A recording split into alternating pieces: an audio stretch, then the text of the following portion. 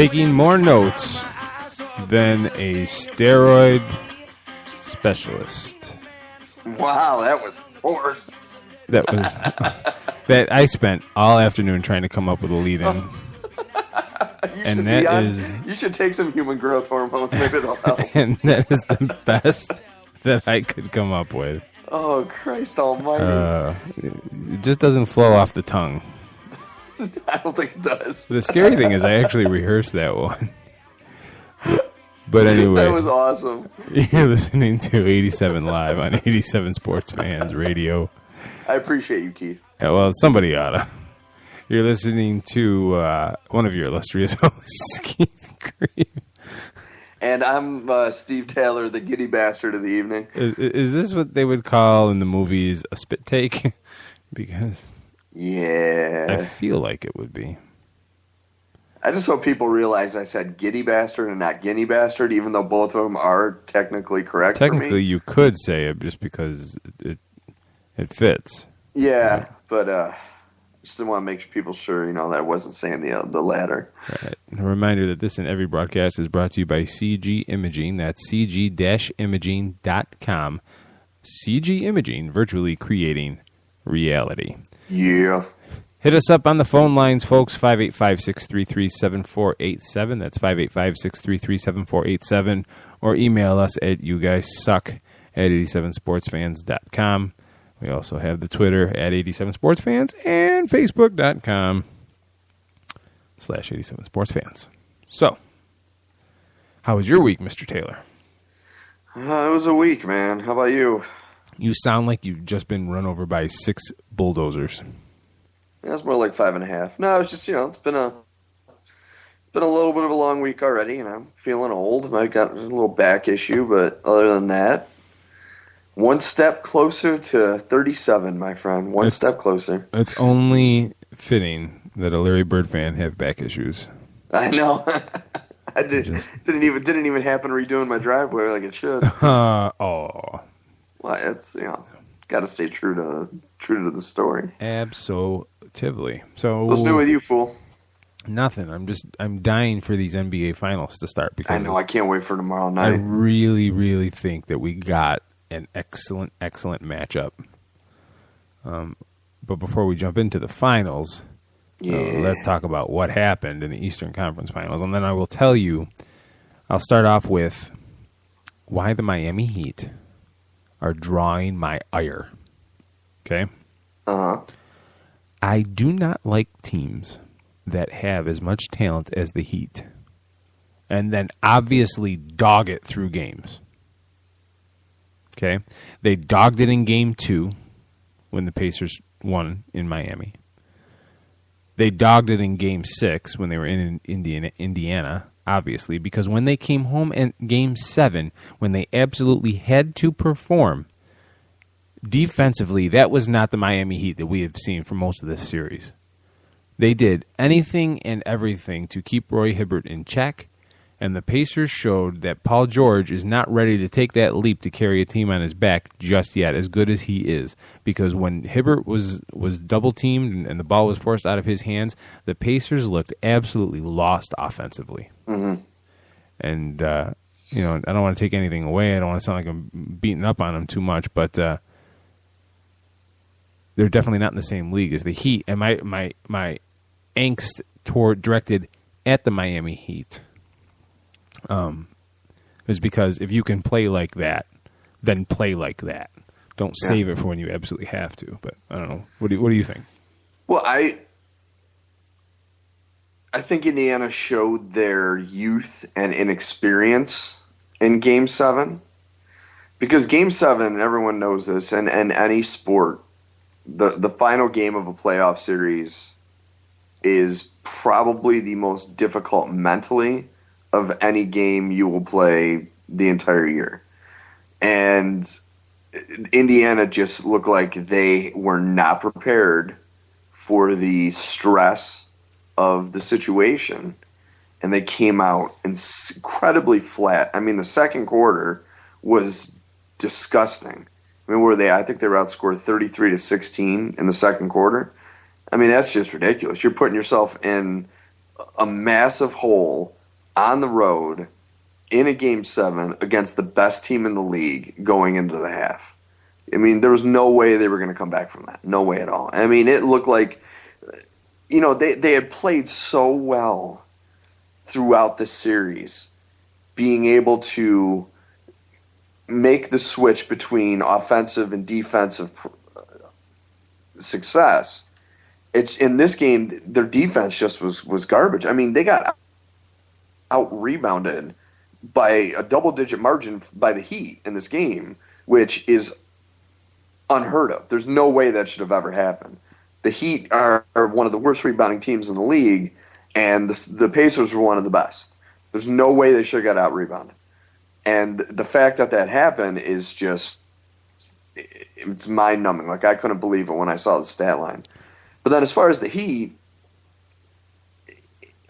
it's not that the whole team doesn't come to play every night. It's LeBron is obviously the best player in the league, and after this series, and if he can help win this championship against the Spurs, if he plays a major role, I know everyone's trying to say, oh, well, you can't consider him the best player ever until he surpasses Jordan's 6 championships, which to me was always kind of bullcrap, because Bill Russell has 13, I believe it is.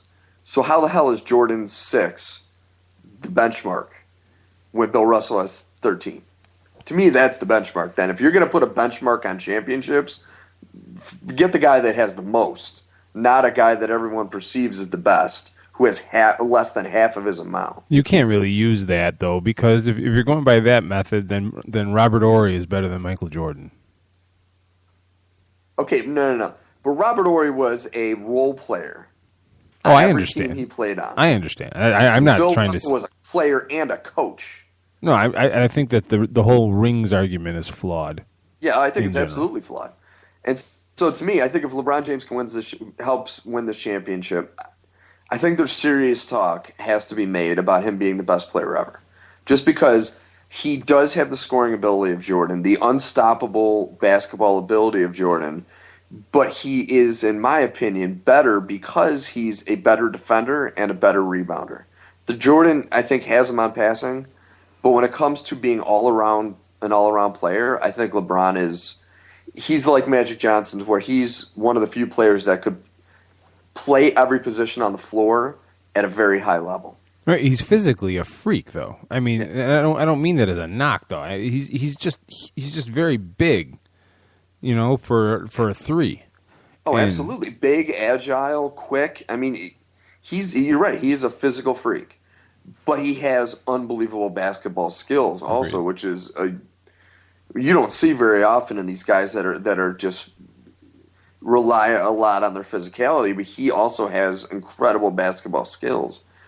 And it really is the rest of his team. I mean, Chris Bosh, oh my God. I mean, can you even think of a worse playoff series for a guy that at one point when he was playing for Toronto was an MVP candidate. I know what you mean. I can't even speak. It's okay. I'm right there with you. I know what you mean, brother. It's okay. You know what I mean? Let it go. So how could he have played this bad? That's the thing that kills me. Like, he was despicable. His shooting in the last 2 games of this series was worse than J.R. Smith's was in the Knicks series. Well, he was shooting awful. And in Game 6, when he had 2 points. He was 1 for 8, 2 points, and only like 2 rebounds. For a guy that was making the amount of money he's making, and a one-time MVP candidate, to have that stat line in a deciding Game 6, that blows my mind. And then, of course, Dwayne Wade, he's not himself. And he didn't do anything until that last game of the series, where he actually showed up. Game 7, he looked like he was absolutely normal. Yeah. He was bouncing all over the place. So what did they give him for that game? How many cortisone shots did they jam in that knee? Let's just be honest here. This is what I was concerned about, that if the series went to a Game 7, because his knee is probably mashed potatoes right now. Like, there's nothing in there. And they get 2 days rest and then have to play against a Spurs team that is probably more fresh now than they were to start the season. And it's just, man, that is a huge mountain they're going to have to climb. What do you take now? I personally like it, and I loved it, actually, and I think that it speaks more to LeBron really maturing as a leader. But he was interviewed after the game, and he was telling stories about how he basically got on Bosh and Wade after Game 6 and said, I can't have you two struggling again. Oh, yeah, I heard that. You know, a lot of people might take that the wrong way, but in that situation, he was dead on. Yeah.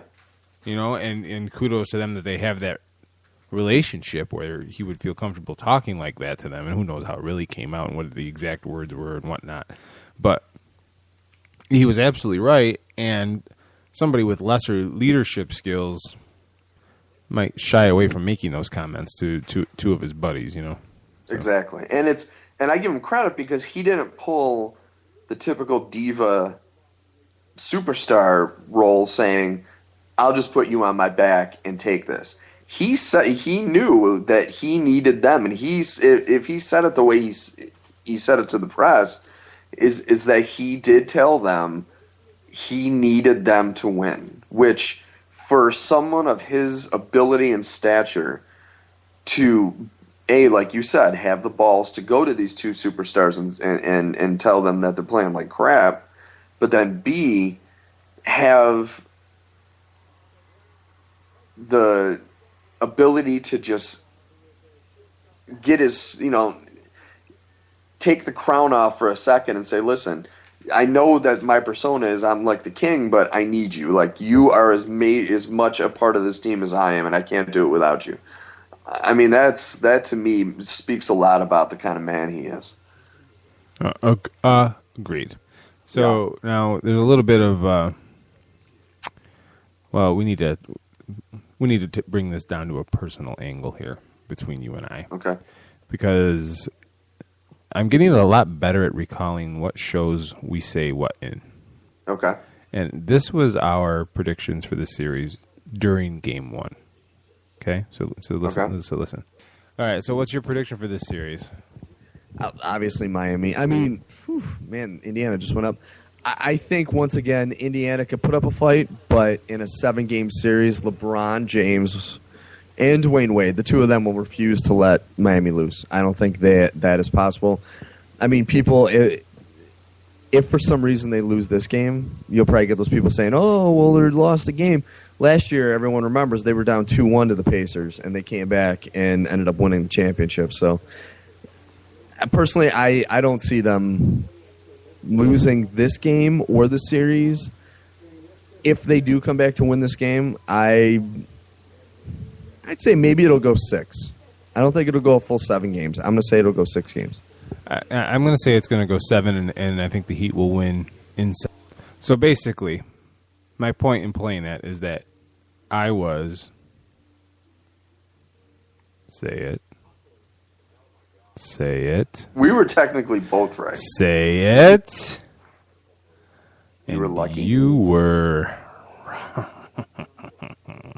But did you listen to early on in that? I said it could easily go a 7-game series, but LeBron James and Dwayne Wade will not let them lose. And you were Who were the two guys that kept them from losing in that final game?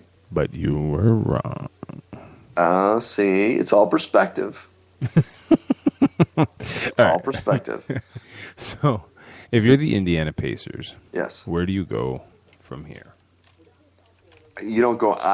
For me, I would not do anything with the team, with the roster, with the coaching staff. I mean, they took the best team in the world to 7 games.